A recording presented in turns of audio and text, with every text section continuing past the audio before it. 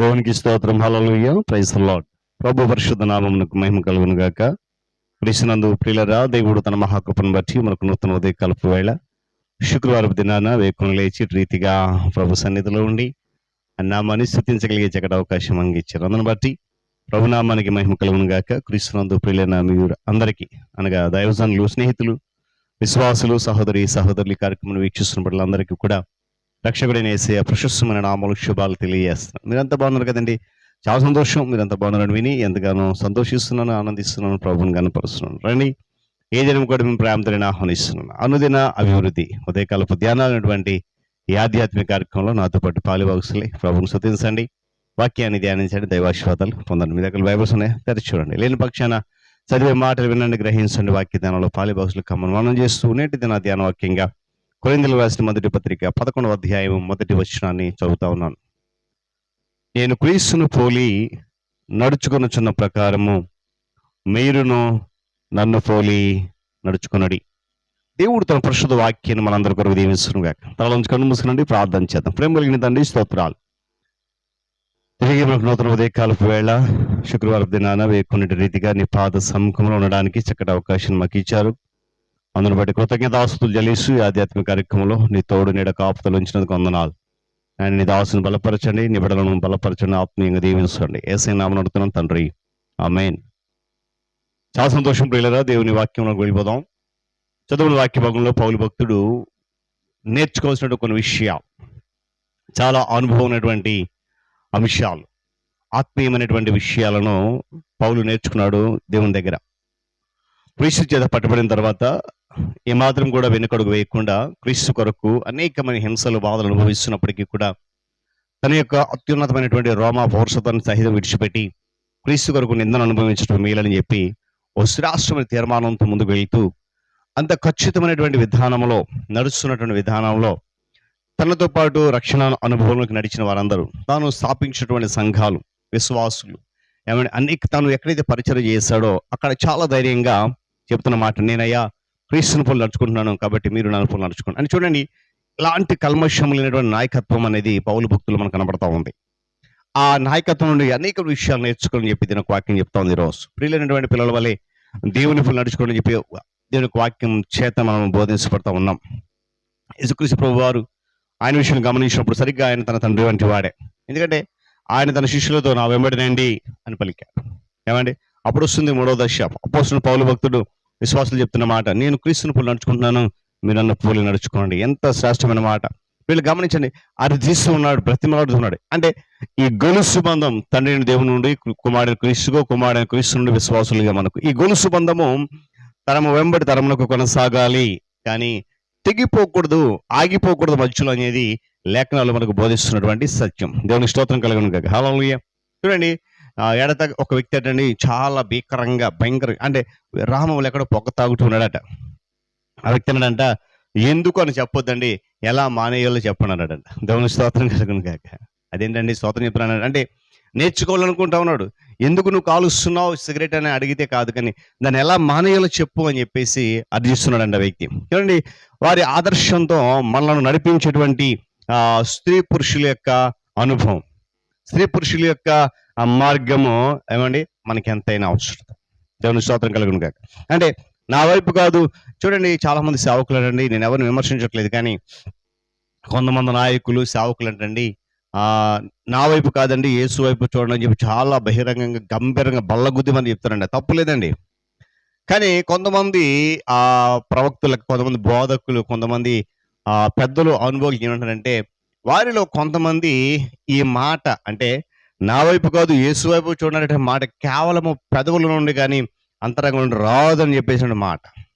అంటే మనం వింటున్నాం చాలా సందర్భాల్లో కేవలం పలాయనం, అంటే శుద్ధ వేషధారణ తప్ప మరేమి కాదని చెప్పి అనేక మంది భక్తులు వర్ణిస్తున్నమాట. అంటే నేను ఈరోజు ఎవరిని కించపరచును, కానీ అలాంటి నామకార్థమైనటువంటి నాయకుల నుండి మనం ఏమి నేర్చుకోలేం. కానీ పౌలు అలాంటి నాయకుడు కాదండి, ఖచ్చితమైన నాయకుడు. ఏమండి, తను ఏదైతే చేస్తున్నాడో అదే చేయమంటున్నాడు, తను ఏదైతే నడుస్తున్నాడో అదే నడవమంటున్నాడు. దేవుని స్తోత్రం కలుగును గాక. హల్లెలూయా. అంటే నాయకులు ఇలా, అంటే తన కాలంలో కూడా ఇలాంటి నాయకులు చాలా మంది ఉన్నారు. అంటే నా వైపు కాదు ఆయన వైపు చూడని చెప్పిన నాయకులు యేసుక్రీస్తు ప్రభు వారి కాలంలో కూడా చాలా మంది ఉన్నందువల్ల యేసుక్రీస్తు ప్రభు ప్రజలు హెచ్చరించారండి. ఏమంటే తెలుసా, వారు మీతో చెప్పిందల్లా చేయండి కానీ వారు చేసేది మాత్రం మీరు చేయొద్దు అన్నాడంట. అర్థమైంది అన్నమాట. వారు చెప్పిందల్లా చేయండి కానీ వారు చేసేది చెయ్యొద్దు. పౌలు అన్నాడు, మీరు నా వల్ల ఏమి నేర్చుకున్నారో, మీరు నా వల్ల ఏమి విన్నారో, ఏమండి నా యందు ఏవి అంగీకరించారో, నా యందున్నట్టు ఏవి విన్నారో ఏవి చూచారో అలాంటివి చేయండి. నేను క్రీస్తు కొరకు ఎలా నిలబడ్డానో, క్రీస్తు కొరకు నేనేమి చేశానో, క్రీస్తు కొరకు నేనేమి బోధించానో అవన్నీ మీరు విన్నారు చూశారు, దాన్ని చేయండి. తమకంటే చిన్నవారి ఎదుట ప్రియులారా అభ్యంతరరాహితాన్ని ప్రశంసయోగ్యమైన జీవనశైలిని ప్రదర్శించడానికి పౌలు ఇష్టపడుతున్నాడు. దేవుని స్తోత్రం కలుగును గాక. అటువంటి పవిత్ర బాధ్యత ఏ రకమైనటువంటి విశ్వాసులోనైనా, ఆ విశ్వాస నాయకత్వ స్థానంలో ఉన్న వారికైనా తప్పనిసరి నేను ఒక వాక్యం చెప్తాం. దీని అర్థం ఏంటంటే, మనం అనుకరించాలంటే మంచి ప్రవర్తన కలిగిన నాయకులు, పౌలు వంటి శ్రేష్టమైన నాయకులు, పరిపూర్ణ నాయకులు, ఏమండి ఆ ప్రవర్తన ఫలాలు కలిగినటువంటి నాయకుడు అనేటువంటి పౌలు వలె ఉన్న నాయకుడు ఎవరైతే ఉన్నారో అనుసరించే తప్పలేదు. కనుక పిల్లరా అలాంటి నడత మనం కూడా నడవగలగాలి. అనేక మంది మనల్ని చూసి ప్రభు చెంతకు రాగలగాలి. దేవుని స్తోత్రం కలుగును గాక. కనుక మరి ఆ ప్రకారమే మన విశ్వాస యాత్ర కొనసాగును గాక. దేవుడి మాటలు మనందరూ కూడా దీవించాలి. తల ఉంచుకొని మూసుకొని ప్రార్థన చేసుకుందాం. ప్రేమ లేని మా తండ్రి, స్తోత్రాలు, వందనాలు. తిరిగి మనకు నూతన ఉదయకాలం శుక్రవారపు వేళ వేకున లేచి మీ నామని స్తుతించగలిగే చక్కటి శ్రేష్టమైన అవకాశం, ధన్యత మాకు ఇచ్చారు. వేలాది స్తుతులు చెల్లిస్తున్నాం. ఇదిగో నా తండ్రి, నీ కృపలో, నీ కాపుల సన్నిధానంలో నన్ను మమ్మల్ని మీరు భద్రపరిచి క్షేమం ఇచ్చి ఆత్మతో సత్యంతో నిన్ను ఆరాధించగల భాగ్యాన్ని ఇచ్చారు. నీ స్తోత్రాలు. ఈ కార్యక్రమం ద్వారా అనేక మందిని బిడ్డలు పాలువసులై బలపడుతున్నారు ఆత్మీయంగా. నీకు స్తోత్రాలు. ఇదిగో ఇది అవసరం మీరు బలపరుచిన వందనా చెల్లిస్తూ మరి దినం కూడా నీ వాక్యం బలపరిచారు. నేర్చుకునే అనుభవంలోనికి మేము రావాలని ఎత్తబడిన మాట అందరి జీవితంలో ఫలింపచేయండి. మళ్ళీ దినము నీ దినదాసులు సేవకుల కొరకు ప్రార్థిస్తున్నాను. భారంతో ప్రయాస ప్రపంచంలో మళ్ళీ పనిచేస్తున్నారు. దీవించి దర్శించండి. వారి ప్రయాస భారాన్ని వ్యర్థం కాకుండా ఫలభరితంగా మార్చండి. వారి కుటుంబము, పరిచర్య, సంఘాన్ని దీవించండి. అధికారులు, నాయకులు పరిపాలన దర్శించి కృపలో వదిలింపచేయండి. రానున్న దినాల్లో మంచి నాయకులను మీరు ఏర్పాటు చేసుకుని నీ కృపలో నడిపించడం ప్రార్థన చేస్తాం. ఉద్యోగ రంగం అనేటువంటి ప్రభుత్వ రంగం, ప్రైవేట్ రంగం మీద దీవించి ప్రైవేట్ రంగాన్ని దీవించి ఆశ్రయించిన దాని కొరకు ఇష్టతలు చెల్లిస్తూ విద్యాశాఖ, వైద్య శాఖ, రెవెన్యూ శాఖ, రవాణా శాఖలను అనుదినము కృపాక్షేమతను నడిపిస్తున్న స్తోత్రాలు చెల్లిస్తూ ఆయన మరింతగా మీరు బలపరచండి. నిరుద్యోగ యువతకు జ్ఞాపకం చేసుకునండి. రైతులు, వ్యవసాయాలు, వ్యాపారం జ్ఞాపకం చేసుకునండి. చిన్నప్పటి యవనస్తులు, వృద్ధపరిచిన వారికి క్షేమం, ఆరోగ్యం దయచేయండి. ఎండ తీవ్రత నుండి భద్రత దయచేయండి. నాయన అది అనారోగ్యం బాధపడుతున్న బిడ్డలు అనేక మంది, వారికి ఉన్నటువంటి బలహీనత ఏదైనా సరే నీ నామములో తొలగిపోను గాక అని ప్రార్థన చేస్తున్న చిత్తమైతే వారికి సహాయం అనుగ్రహించండి. తొట్టులేపు యవనస్తుని ఈ వాక్యం పట్టుకోండి. సత్యం అనుసరించక అసత్యంలోనే బ్రతుకుతున్న అనేక మందిని సత్యము నీవు అనుగ్రహించే కృప దయచేయండి.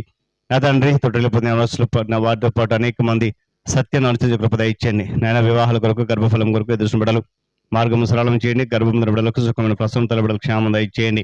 విరిగిన, నలిగిన, వేసరైన, అలసిపోయిన, కృంగిపోయిన జీవితాలు కలిగి నెమ్మది లేక, సమాధానం లేక, సంతోషం లేక, నిరాశ నిష్ఠులతో కొట్టుమిట్టాడుతూ మానసికమైన వేదన, అలజడి, దుఃఖంలో నేను చితికిన జీవితాలు కలిగి ఉన్నటువంటి అనేక మంది మానసికమైనటువంటి పరిస్థితుల నుండి విడుదల కలిగించండి. శ్రమలు, సమస్యలు, ఇరుకుల ఇబ్బందుల నుండి, కష్టాల, నష్టాల నుండి, ఆర్థికంగా, మానసికంగా, శారీరక ఇబ్బందుల నుండి విడిపించండి. కన్నీటి, దుఃఖం, వేద నుండి విడుదల కలిగించమని ప్రార్థన చేస్తుంది. దేవుని స్తోత్రాలు. పరీక్షలు రాసిన బిడ్డలందరికీ చక్కటి ఫలితాలు ఇచ్చినందుకే స్తోత్రాలు. నీటి వరకు నీట్ ఎగ్జామ్ నైనా ఎగ్జామ్ సిద్ధపడుతున్న బిడ్డలు ఉన్నారు.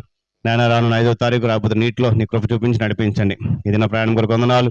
నీ దినరాసులు, ప్రయాణ మంత్రులు క్షేమం దయచేయండి. రైతులు, వ్యవసాయాలు, వ్యాపారస్తులు నాయన ఎరకల పనిపాట్లకు, కూలి పనులకు, ఆయా శాఖల ఉద్యోగ బాధ్యతలు నిర్వర్తించడానికి, బంధువుల గృహాలకు, స్నేహితుల గృహాలకు, రకరకాల శుభకార్యాలకు, రకరకాల విహారయాత్రలకు నాయన ఇంకా మరి ప్రతి వాహనంలో మీరు నీ క్షేమకరం బంకి మేము చేర్చండి. ప్రయాణం దయచేయండి.